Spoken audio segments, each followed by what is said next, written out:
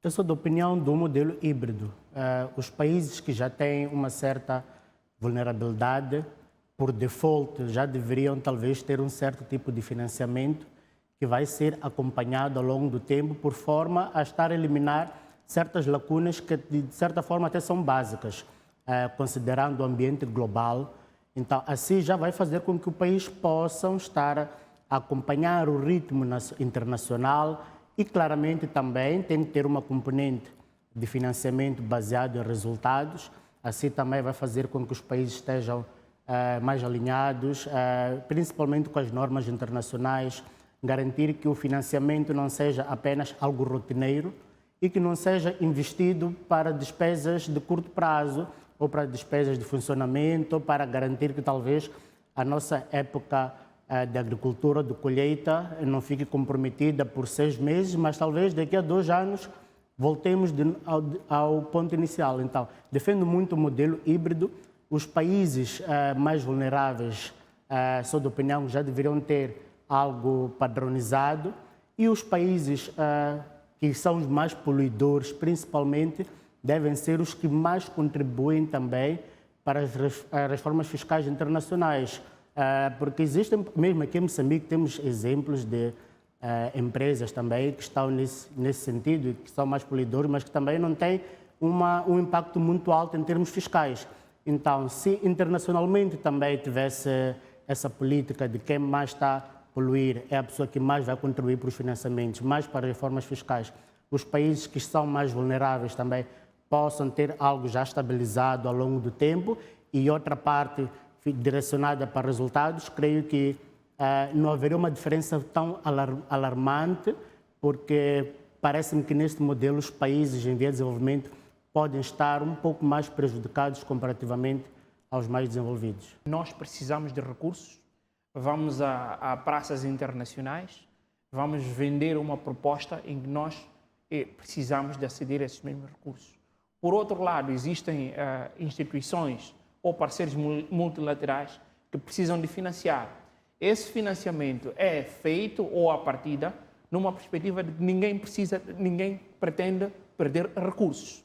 Daí a necessidade de colocação de um conjunto de indicadores que sejam verificáveis. Quem financia ou quem recorre a esses mecanismos precisa de ter, em parte, certeza de que os recursos que está a destinar para aquelas iniciativas climatéricas ou climáticas estão a responder ou vão ao encontro das necessidades globais. Qual é o pressuposto aqui? É que existem países desenvolvidos que pretendem continuar a expandir o seu desenvolvimento. Essa expansão de desenvolvimento é feita com base em poluição, e esta poluição precisa, de alguma forma, ser absorvida por países que não têm uma utilização intensiva de recursos poluidores. Neste caso, encontramos países como o nosso, que é Moçambique. O que é que acontece? Temos aqui que encontrar uma linha que vai interligar um conjunto de interesses. Moçambique, ao precisar de recursos, vai indicar um conjunto de indicadores que estaria, vamos imaginar, em condições de cumprir.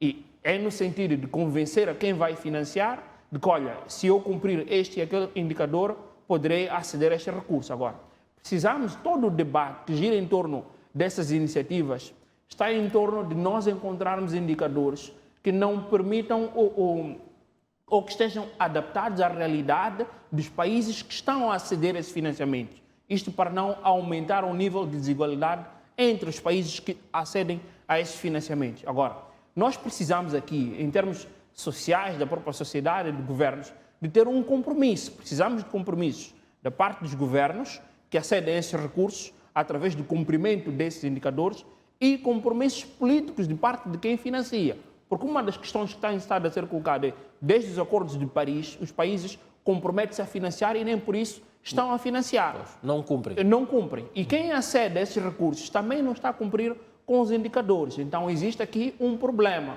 E o problema, muitas vezes, tem sido olhado numa perspectiva de se esses indicadores estão ajustados à realidade dos países que acedem a esses financiamentos. Uma das alternativas que se coloca em cima da mesa é que os financiamentos devem ser acompanhados por uma componente técnica de transmissão de conhecimento.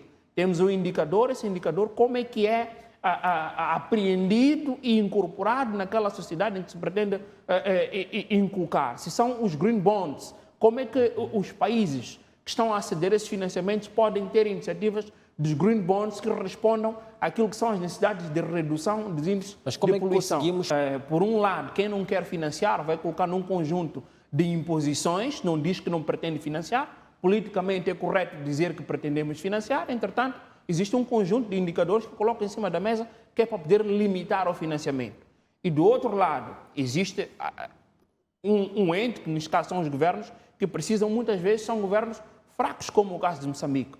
O pressuposto que deve ser colocado em cima da mesa, primeiro, é uma questão de seriedade e o fortalecimento das instituições. Deve existir, quando eu falo de seriedade, é no sentido de preparar, dotar a sociedade, dotar as instituições de uma forte capacidade de poder monitorar estes indicadores, de fortalecer as instituições que vão aceder a esses financiamentos no sentido de monitoria, identificação de desvios desses indicadores e reporte com os parceiros multilaterais. Também deve existir uma componente forte de uma advocacia ambiental, mas isto é feito através dessas iniciativas que foram colocadas em cima da mesa em fóruns como estes, mas também pelas organizações da sociedade civil que também devem ser chamadas a fazer esta pressão. Mesmo outras tipologias de financiamento, quando temos algumas vulnerabilidades, não necessariamente é uma vantagem, pode ser uma oportunidade, mas não necessariamente uma vantagem, porque corremos o risco, é um financiamento, não é uma doação. Então, desde o momento que nós temos um financiamento e não temos bases estruturais e técnicas, apesar de termos grandes oportunidades, esse financiamento pode não correr como previsto e pode ser talvez ainda pior. Então, não diria que seja... Eu creio que a abordagem até no discurso foi bom, porque não mostra necessariamente que o fato de sermos vulneráveis é uma vantagem, mas sim que nós precisamos de um financiamento, porque temos um grande espaço de crescimento, um grande espaço de poder termos as bases bem sólidas de progresso, que com isso pode melhorar a nossa produção interna, podemos ter mais emprego e temos um efeito multiplicador muito mais alto. Agora, não creio que dizer que a vulnerabilidade seria... Seria discurso de coitadismo, não é? Exatamente. Não só, porque, como falei, é um financiamento, não é um empréstimo. E no mercado internacional, nos acordos multilaterais, não se fala muito de como tu tens uma necessidade muito extrema, então tens uma vantagem. Fala-se mais que como tu tens uma necessidade, temos aqui uma abertura para podermos cooperar, para poderes aumentar a sua capacidade institucional e termos melhores acordos. Bom, eu penso que aí, neste caso, que nós teríamos, os critérios podem até ser os mesmos, mas estamos a olhar para uma diversificação e também como é que eu posso dizer, um olhar mais localizado regionalmente para as necessidades de financiamento regionais. O Banco Africano de Desenvolvimento olha para os 53, 54 países existentes em África, cada um com as suas prioridades e em função como é que eu posso dizer, da capacidade de negociação de cada governo e da forma como cada um destes governos consegue demonstrar que está em condições de adquirir os financiamentos, acede aos mesmos. Tendo uma instituição regional, por exemplo, aqui na África Austral, nós estamos a dizer que poderia ser uma instituição que até poderia ser participada por Moçambique, a olhar para questões regionais ou questões de negócio interligadas ou próprias da região.